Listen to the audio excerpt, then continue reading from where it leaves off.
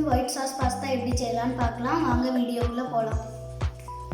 முதல்ல pasta ready பண்ணதுக்கு ஒரு பேனில் தண்ணி ஊற்றிக்கோங்க. அப்புறம் இதில் பாஸ்தா சேர்த்துக்கோங்க. நான் இன்றைக்கி 1.5 கப் பாஸ்தா எடுத்திருக்கேன்.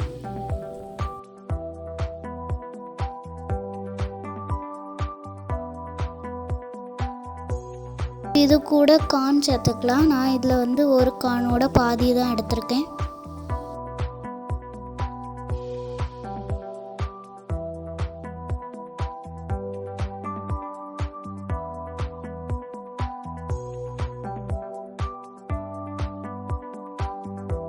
இப்போ இது கூட தேவையான அளவு உப்பு போட்டுக்கலாம்.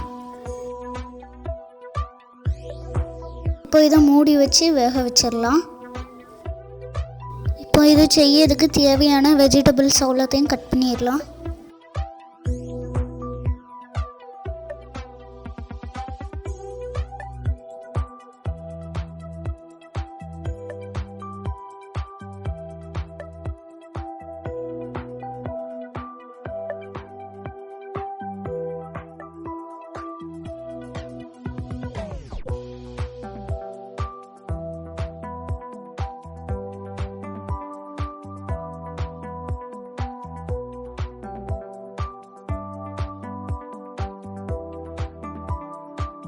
பாஸ்தா வந்துட்டு ஓப்பன் பண்ணிடலாம்.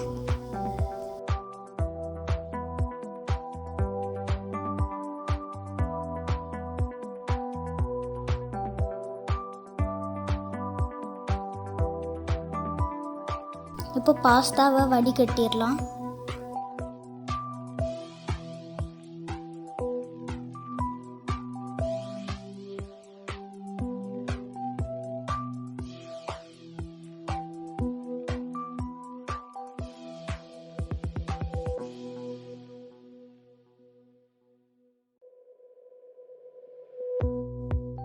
இப்போ சீஸ் திருவி வச்சிடலாம்.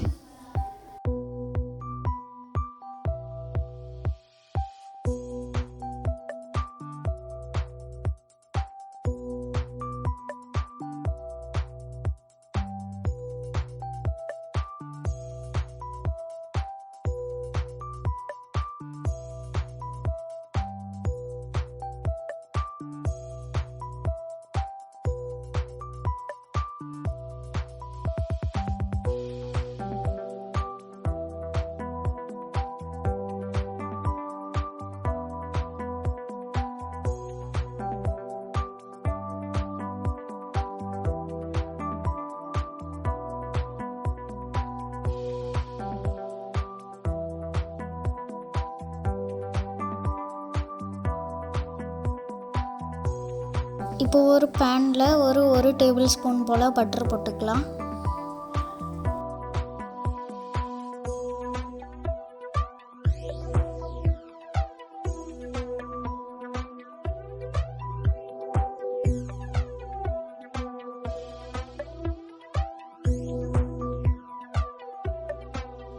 இப்போ பட்டர் உருகுனதும் இது கூட சின்ன சின்னதாக நறுக்கின பூண்டு சேர்த்துக்கலாம்.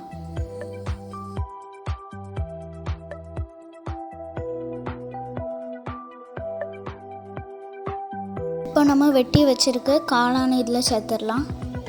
மஷ்ரூமை நல்லா சாட்டே பண்ணிடலாம்.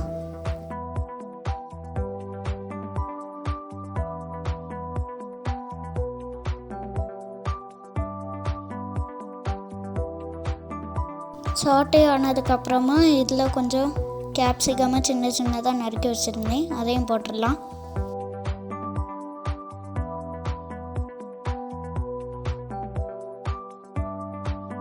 இப்போ இதில் ஸ்வீட் கார்ன் சேர்த்துடலாம்.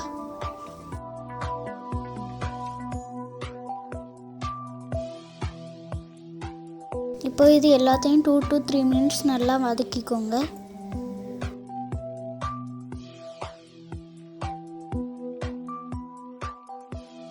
இப்போ இது கூட தேவையான அளவு உப்பு போட்டுட்டு ஸ்டவ் ஆஃப் பண்ணிடலாம்.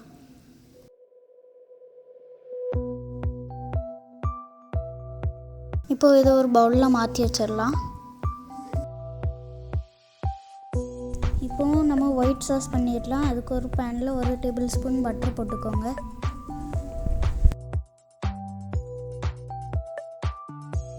பட்டர் உருகுனதும் இதில் 2 டீஸ்பூன் மைதாவை சேர்த்துக்கோங்க.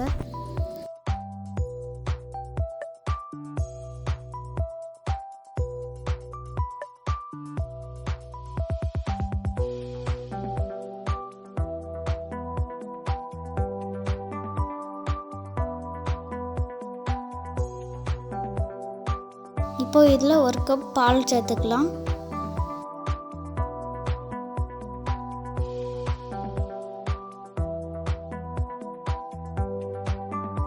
லம்ஸ் வராமல் இருக்கிறதுக்கு விஸ்கை வச்சு நல்லா கிண்டி விட்டுக்கோங்க.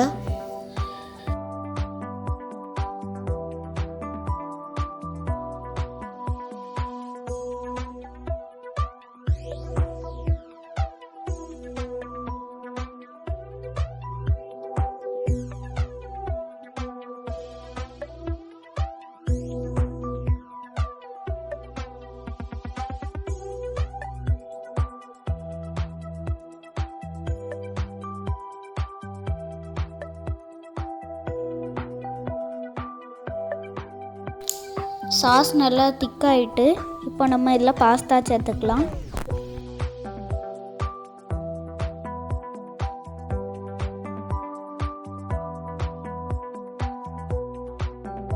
இப்போ இதில் துருவின சீஸ் போட்டுக்கலாம்.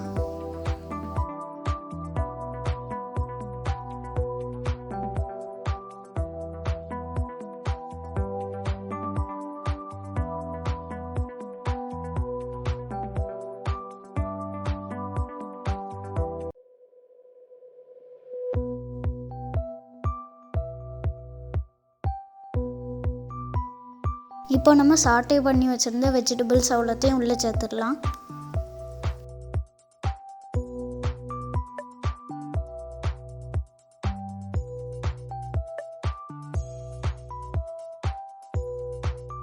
இப்போ இது கூட தேவையான அளவு உப்பு போட்டுக்கலாம்.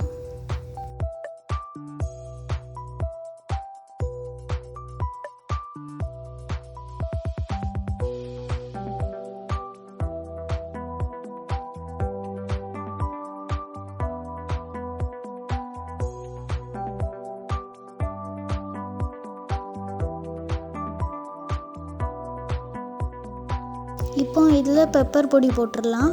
நீங்கள் சீசனிங் இருந்தால் சீசனிங்கும் போடலாம்.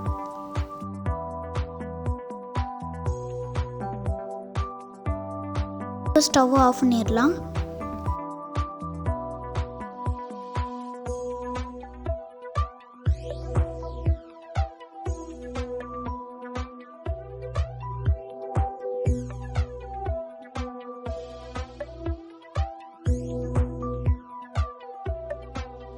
உங்களுக்கு இந்த வீடியோ பிடிச்சிருந்துச்சுன்னா லைக் பண்ணுங்கள், ஷேர் பண்ணுங்கள், கமெண்ட் பண்ணுங்கள்.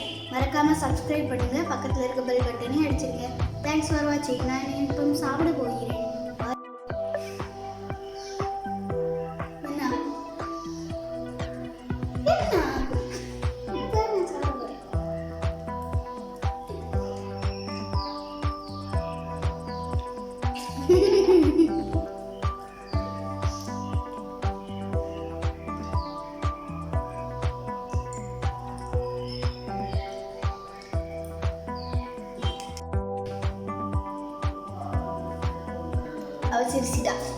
Hello friends, welcome back to our channel.